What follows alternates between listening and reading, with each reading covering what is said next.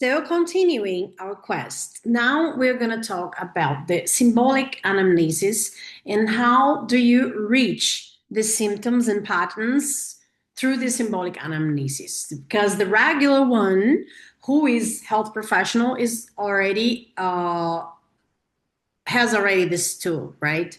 So you know what you need to ask, how you need to ask. And in the symbolic realm, what do we look for? We look for the foundation that we are gonna seek. So what do we mean by that? I mean, you need to know about the chakras and the foundation of this, of the axis that we have, the subtle axis that we have, that is composed from seven principal ones and the eighth chakra, which is the crown one.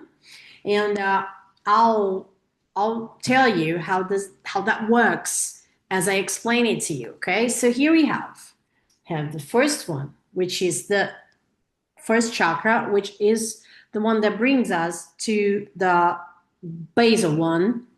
We have the second one, which is the sexual chakra, the kundalini. We have the third one, which is the solar plexus, and this is the place where we exchange energy from the inside out. The fourth chakra, I'll really draw them like this. The fourth chakra is the heart chakra that says about who you are indeed and your mission here. The fifth chakra is the laryngeal chakra, yeah, throat, which talks about your real truth brought into this realm, into the third dimension by verbalizing it without any chains. The sixth chakra will be the frontal chakra, which is the one that will talk about discernment. It's the third eye. I will draw an eye here so that you know. Draw an eye. And in the last place here, which is in the tip of our head, we have what we call the crown chakra. The last one, okay, the seventh one, the crown chakra. We will talk about the connection to the divine. This has the silver lining that will take us to our divine being, okay? So we have 7 steps here that we must acknowledge when we're talking about the symbolic issues of our patients. And I'll explain them to you now, okay? So the first one, which is the basal chakra, which is called the root chakra.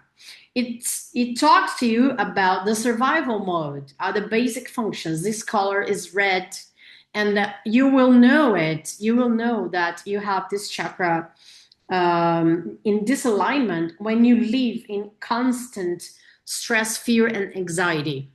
It's the basal, the like say instinctive feelings that we have. So the majority of people, most of people have their symptoms coming from this disalignment. It's the basal one. People live in this place of stress, fear, and survival. So this one is the chakra that has to be acknowledged first so that you can go to the subsequent liberations, okay? Because if you do not correct and align this chakra, there's no way you're gonna go to the second one, which is the sexual chakra, the kundalini chakra. And where does this stay? It stays in the pelvic region, in the uterus, most likely for the women, okay? And it's the pelvic region. Men has it, they have this too, okay? It's energetic field we're talking here. We're not talking about gender, okay? So the sexual chakra will talk about living in pleasures of life. And what stops it? It's guilt. When you feel guilty about things, you will disalign this chakra. And the activation of this chakra comes from a very famous activation that everyone talks about today. That is the Kundalini. Kundalini. Oh, let me write here. The Kundalini energy. The Kundalini energy is the serpent energy. It represents the feminine energy, so to speak. And what is this feminine energy that everybody talks so much about? This feminine energy has to do with co-creation energy, with, let's say, with this is an expression, okay? Chaotic energy, because you have to think about what happens in uterus when you have a life forming there, for instance, okay? It's the greatest co-creation of all. It's the co-creation of another life, okay? Uterus is the place for it. It's dark, it's night, nocturnal. When the first moment the fecundation occurs, what does happen? Massive movement of those little cells, and they like widely and crazily start to multiply, and they become a ball of little molecule cells, right? So it becomes a ball with a lot of energy, a lot of movement, but actually not organized. And once the time goes by, what starts to happen there? These little ball cells start organizing into different types of cell, into organs, into systems. And then all of a sudden, 9 months later, what do you have? The co-creation of a new being, which comes out perfect most of the time. Sometimes, I will not say the word perfect, I'll say harmonic, okay? Because there's no perfection. There's no such thing as perfection. There's harmony in nature, in co-creation. And that's what happens when a life comes to us. So you see, the feminine energy takes chaotic energy and organizes it, structures it. It takes time. It's not immediate and it's not linear. But this is what activated Kundalini can do.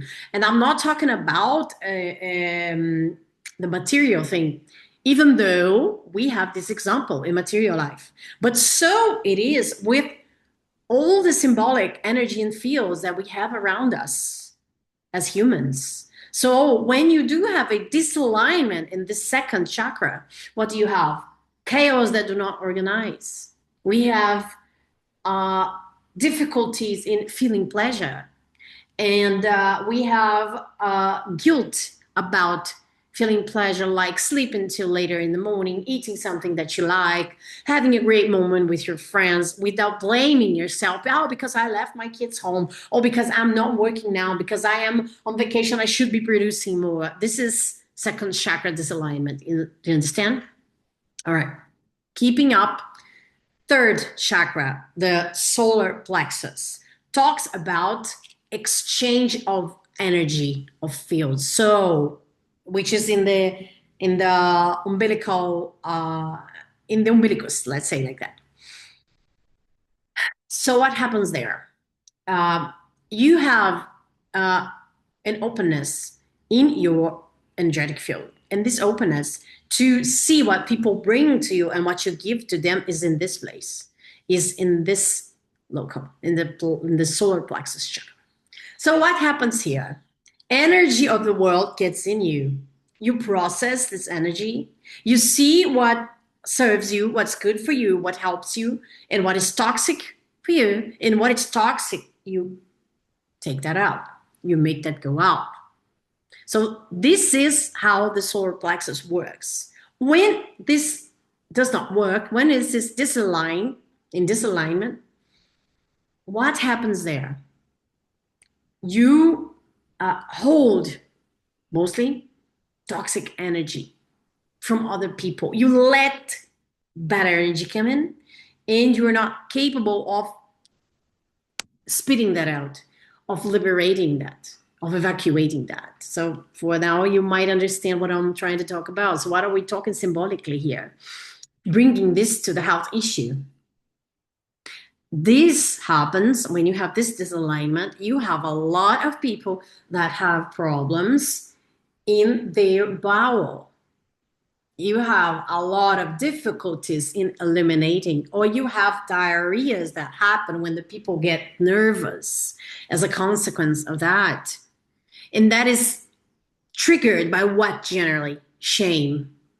When you are nervous, worried, what will people think of me? You get ashamed of making a presentation, of speaking your truth out in the world. And all of a sudden your intestine answers that. Oh, I need to let this out. I need to let this out. Then the person goes like 5 times in the bathroom before a presentation, for instance. So this is what happens when this chakra is disaligned.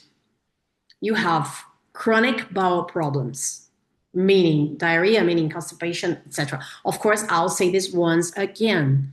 If you have someone that has these symptoms, the first thing you need to do is the first level of investigation. So you're gonna go take this person to a specialist, allopathic specialist, will investigate the symptom. And if it turns out that, well, there's nothing anatomically or physiologically that is causing this, well, then we go to this next levels. Then we're gonna see symbolically what is the disalignment here, what chakra is disaligned. So this is the third one. Fourth one, heart chakra.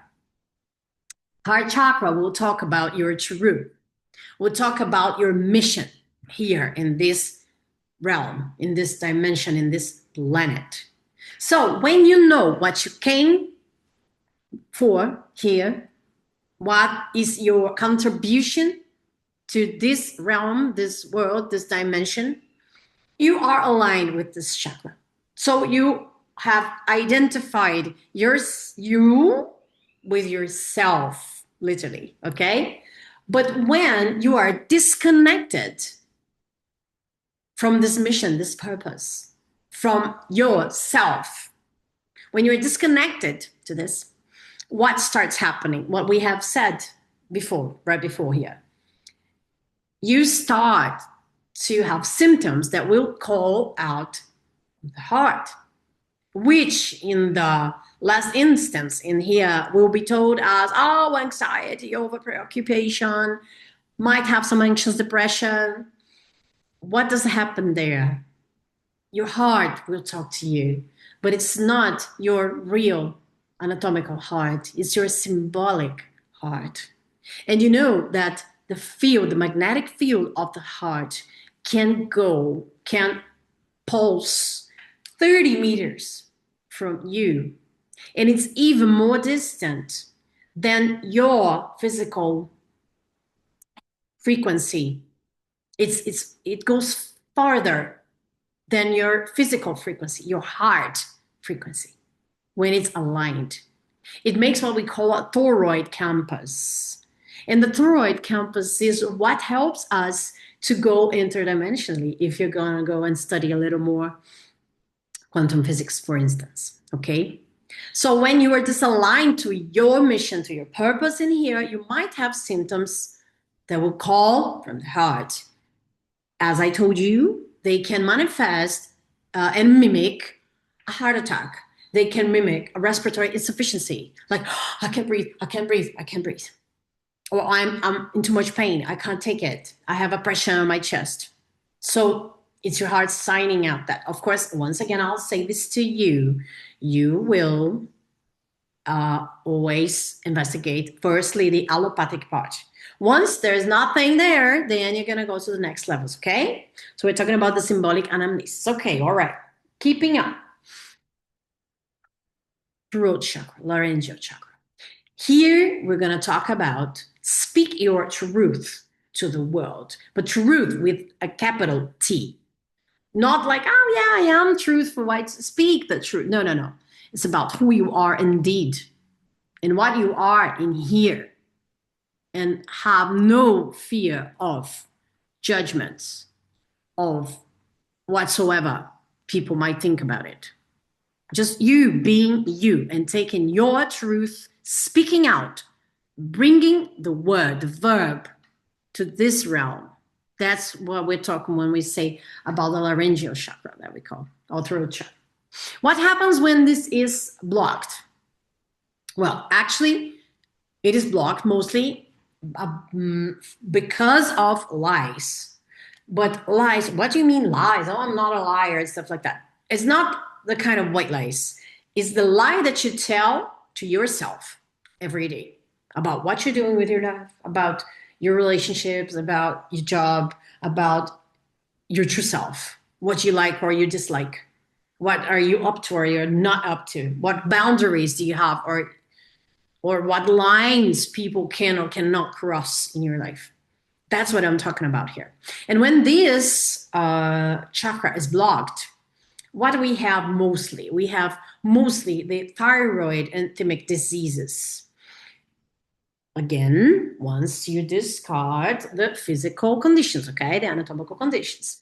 So what do we have then? We have the thyroid problems. We have hypothyroidism, hyperthyroidism, thyroiditis, which is inflammation. We have neoplasia. Thyroid screams in here. Thyroid, has these hormonal axis that it answers to, and has to do indirectly something to do with cortisol, with the pro-inflammatory or anti-inflammatory cascades. So it's about metabolism in general, okay? So not getting too deep on it, but understanding it. There's another correlation that has to do with this chakra, which is the delta T, the timing of your life. And when your timing is disaligned to your own truth, it might have symptoms of thyroid talking to you as well. Like, for instance, hypothyroidism, where you have constipation, you have lethargy, you have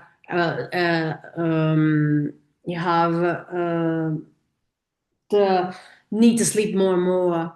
You have constipation, as I told you. What does that mean? You're like almost stopping. You are slowed, And that means like you look behind and say, well, I wish I was in that time and not have to come here, for instance. On the other hand, when you have the hyperthyroidism, you have an acceleration of metabolism. You have a hypervigilance. You have the heart beating going out. You have the eyes budging out. You have diarrhea mostly. You have loss of weight. So hurry. I was kind of like that. I have tested my hormones like 3 times and they were normal, so it's all right. I am a much calmer person today, but people would confuse me with an hyperthyroidism patient. But I never had it, okay? So what does that mean by then? It means like I'm running to get someplace that's going to be better than here because I'm not right here. I'm seeing the future. I am late for the future, You have the sense. So it might come as this kind of symptoms. When I talk about this with patients that have no close diagnosis whatsoever on the etiological cause of it, of their hypothyroidism, which is called idiopathic by the allopathic medicine, and you go to the next levels, you will end up seeing one of these patterns. It's incredible. And they say, wow, but that is me. Oh my God, I never thought of this from this place, and that is true, and stuff like that. And Of course, they are having medication and stuff on everything. And they suddenly, it's like they take the veil off their eyes and they start seeing life another way. So this is this alignment of the throat chakra. And then we have the frontal chakra, which is the chakra of discernment, the third eye. When you can see beyond the vision, when you can see and discern what is illusion and what is true, what is intuition and what is rational. You can see what makes sense to you and what does not make sense to you. This is a very important point of awakening, as we call. Is when the veil really goes out. And then you start asking yourself questions, the craziest ones. And all of a sudden, you just feel the answers. They are there for you. So this chakra, when you have this chakra closed,